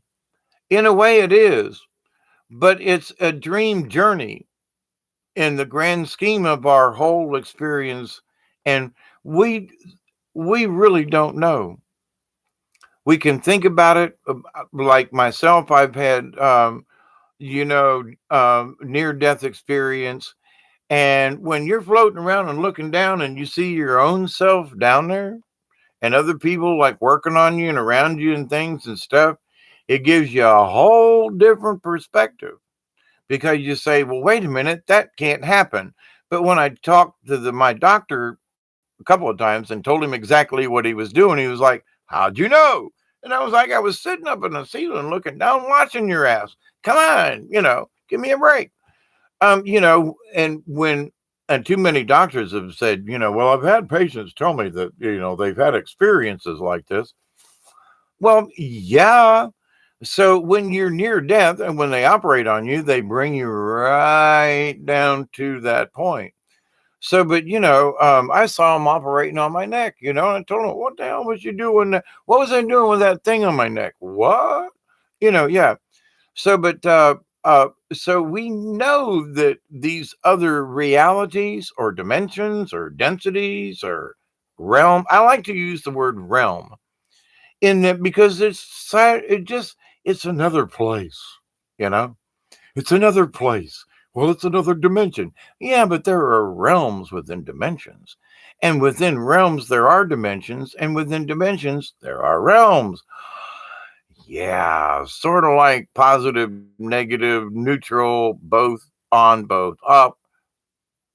We don't just have two choices anymore. There are multiple choices and multiple levels. And all we can actually honestly do is go, there's a lot of shit out there I don't know. And I'm hoping to experience this and I'm open to it. That's the biggest thing. Billy Cow, the idea of complete death is both terrifying and liberating. The idea of eternal life is both terrifying and, yep, it's not about what is better. The latter just makes so much more sense to me. Um, what the idea of eternal life versus death? Having been in the near death thing, I gotta say there's more to it than this. And I'm not here to convince y'all, but I kind of sort of am in from my own experience. There is something else. There's something more. Not quite sure what it is and how it's going to work. I really don't. But I these near death experiences and walking with spirits and sitting on the ceiling looking down at yourself and the doctor's operating on you, it does give you a different perspective in that it's a possibility. Not just no, it can't happen. Hang on. Whoa. Y'all had me almost dead, and I saw what y'all was doing to me. Don't give me that shit. That how did I do that then if the spirit don't exist? Well, but shut up. Because I just watched y'all operate on my ass. Well, actually it was my neck, but but they took pieces almost off my ass though to put in my neck. Maybe that's what it is. Um, made me. They took the iliac crest off my hips, both hips. Oh my God, does it hurt sometimes? But anyway, but so my reality says something else is out there. Now I have absolutely had a fear as to what the is it? You know what I'm saying? What's going to happen? I don't know. But I know that while I was there, I didn't have any pain. I wasn't scared of anything except I'm looking down and I'm going, what the hell? But in the dream world, if we make and when we make the transition, it's not if we do, it's when. Each one of us will experience in our own way until we get used to it, until we get used to the spirit body again. It's going to be a little creepy. But practice, and I've done some videos about practicing how to do um, um, astral projection, about laying comfortable, picture yourself getting up off the bed, walking into the next room, and then coming back and laying back down. And then do it. Get up physically, walk into the next room, look around the room, notice certain things, and go in and lay back down or sit down and get comfortable. And then after a while, you imagine yourself taking that walk. And then one of these times, you'll actually do it in the astral. But anyway, with practice, you can do it. And it's been a simple technique for a long time. And it requires practice, faith, and it requires a little bit of no fear in that, because the first time it really happens, you think your spirit thinks it has to breathe.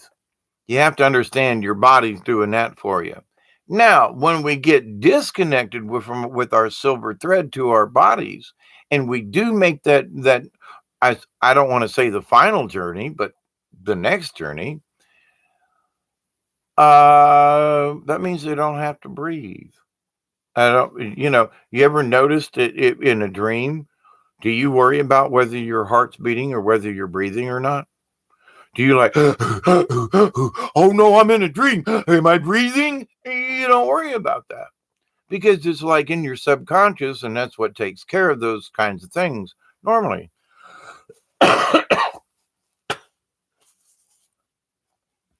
So unless you stop and think about it, it's like, I don't sit here and go, come on, heartbeat. Come on, come on, come on, come on. Well, wait, that was only 58. I need 62 next time per minute. or come on, come on, come on, keep up. You know, and unless I have a heart condition, I need to do that. But to the idea though that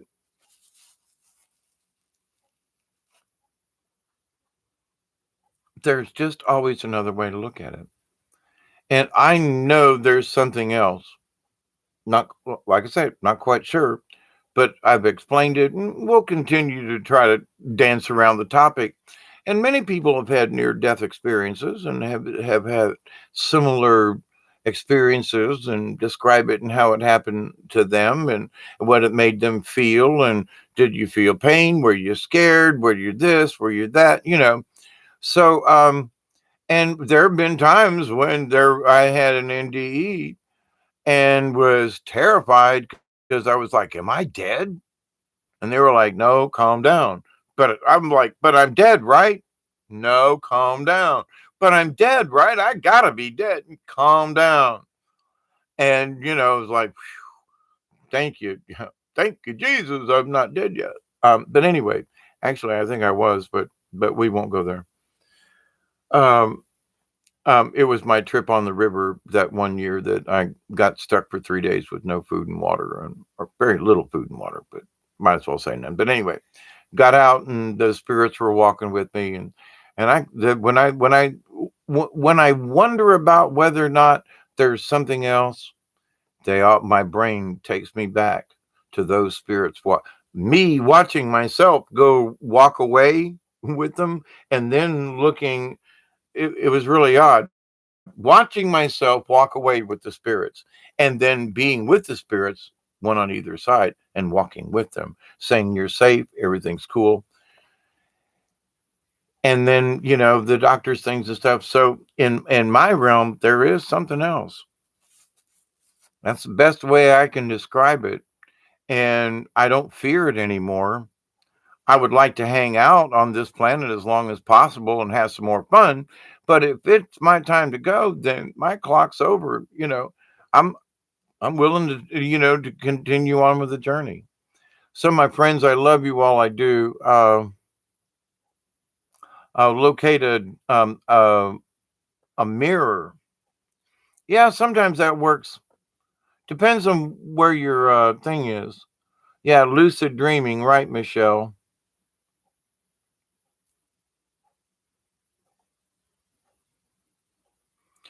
David Castle says, Michelle, yes, set your intentions before bed or having them.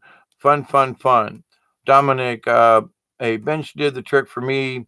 I would find the nearest bench and lay rest to wake up from a dream. Yep.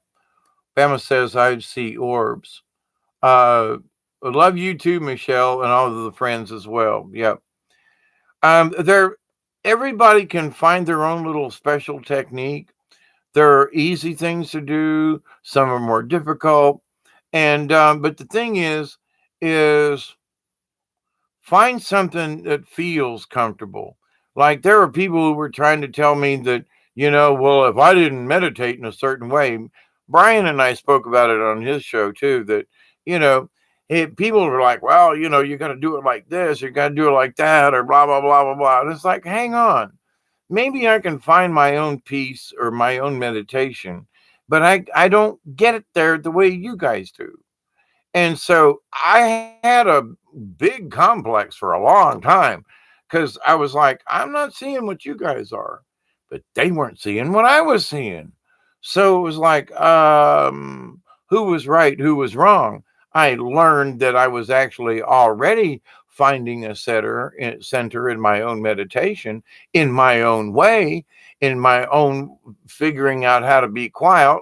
Like some people, counting sheep. Okay, counting anything seems a little redundant to try to go to sleep because anyway. But people do different things to learn how to relax or to go to sleep or to how to meditate or how to astral project. Find something that's comfortable with you and above all safe. So the first thing, David, you brought it up. You must always state your intentions. If you want to walk into the next room, then state your intentions.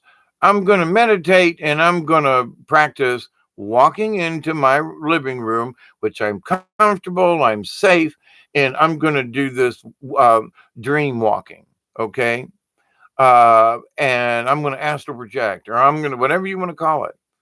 And, but the thing is state your intentions.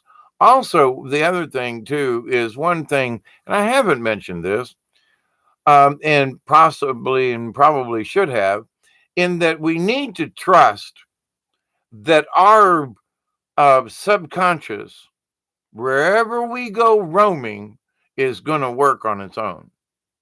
And if anything happens to the body, sort of like, the avatar thing, um, the avatar's got it. You ain't got to worry about breathing while you're out there. Okay. And you have to trust it. You have to have faith. You ain't got to worry about breathing. But you got to put yourself in a position where you'll be comfortable for the duration of whatever you're attempting. But having an intention and going to sleep and say, for example, I was horrible about waking up. It is self hypnosis as part of the deal, because you put the subject in subconsciously. You put it in consciously, but as you're going to sleep or meditating, you keep repeating it. So then it becomes a subconscious and a conscious at the same time. Instead of being positive or negative, it's the same. So you bridge the gap between the conscious and the subconscious when you've reached that point of, well, wait a minute, um, I'm not counting anymore out loud. It's in my head. Ah, you've made a transition. Whoops, you stepped over. You've seen another edge. You know what I'm saying? It's all good.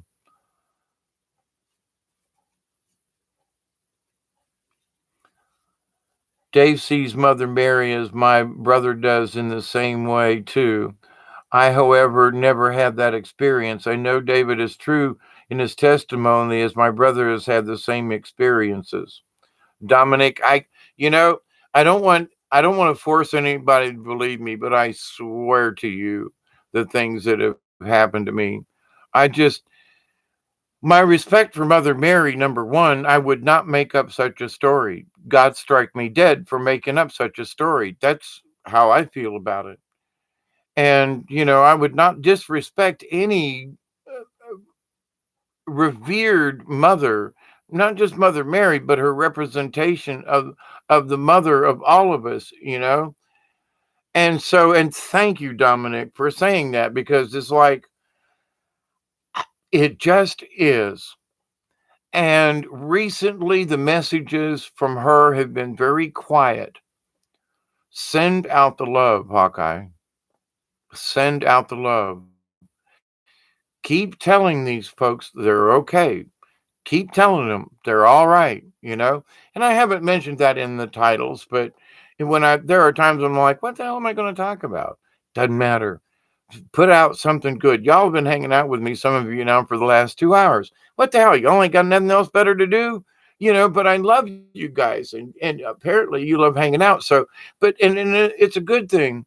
But in that, so my Mother Mary messages are like, our original agreement. Just do it.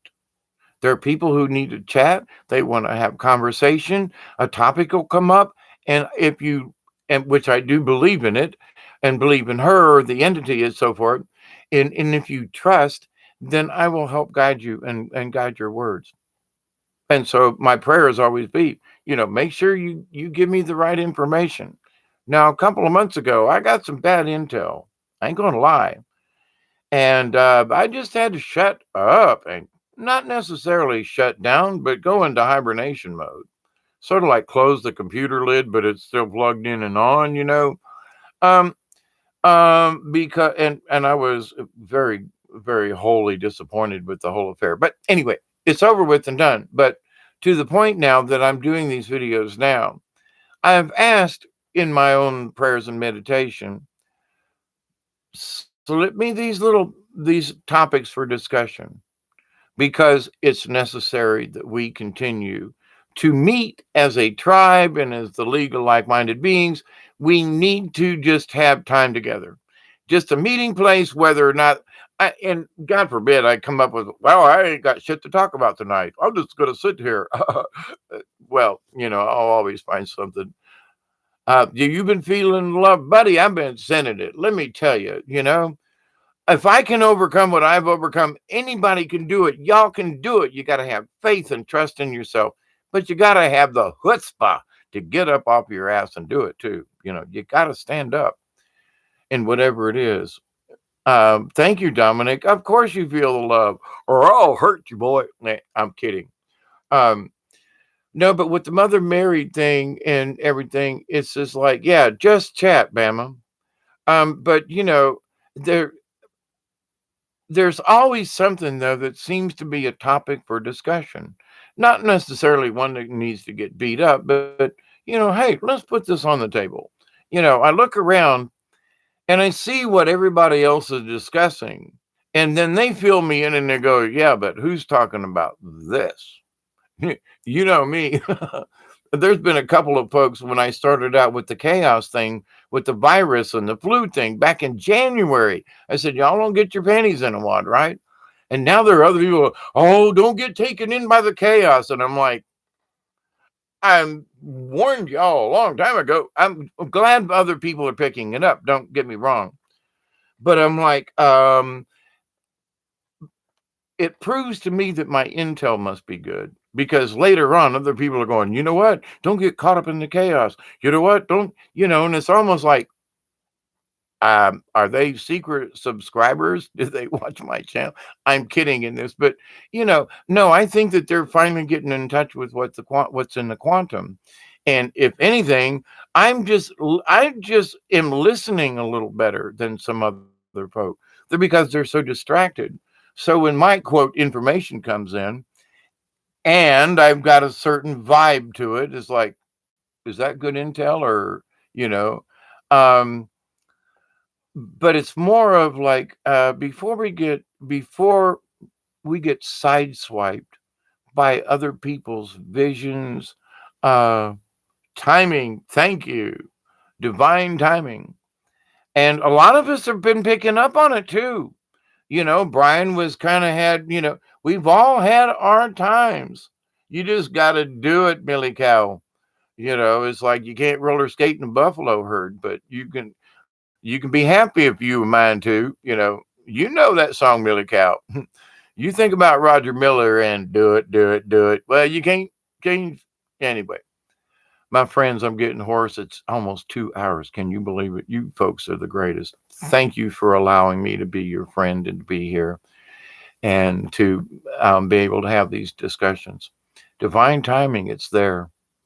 Pay attention. And it's a really good segue, David, for the segue to close this part of the episode here. The continuing episode of Shamanic Basics. I continue to pray that each and every one of you will accept, receive from the universe the healing, the knowledge, the blessings, and the wisdom of the universe. I continue to pray that each and every one of you, your friends, your family, all of your relatives, and all of your relations, past, present, and to come, will learn to accept, receive the energy, the wisdom, the knowledge, and the blessings from the universe. And I continue to pray each and every day that each and every one of you will continue to accept, receive, and share that wisdom and knowledge that you are receiving. I thank you from the bottom of my heart and soul for being around, for being who you are. Kudos, everybody. Awesome, divine, shamanic healing. Thank you, thank you. Thank you, Bama, David Castle, Michelle, Dominic, as always. Michelle, thank you, thank you, thank you, thank you, all y'all. Deb's in the house in the background up there. And so thank you all. And so keep it between the ditches, my friend. Things are going to get hairy. But remember, don't panic. You've got enough information. You're not alone. We are part of this tribe. We are part of the tribe of one, even though we're individuals. And it's our individuality that makes us so strong as a tribe of one. I love you all. I do. And 2 hours later, an hour and 59:14. Until next time, my dear friends and colleagues and members of the League of Like-Minded Being and the Tribe of One, TTFN. Ta-ta for now from South Georgia, the little Ochlockonee River Hermitage. And all of us orbs and spirits and things in the air. We love you. We do. Be safe, be kind, and always be compassionate. Till next time. I was waiting for the 2 hour mark. I'm just trying to stretch it, as they say in the business. So I've got 3 seconds left. 2, 1, and it's 2 hours. Bye, y'all. Till next time. Love you. Bye.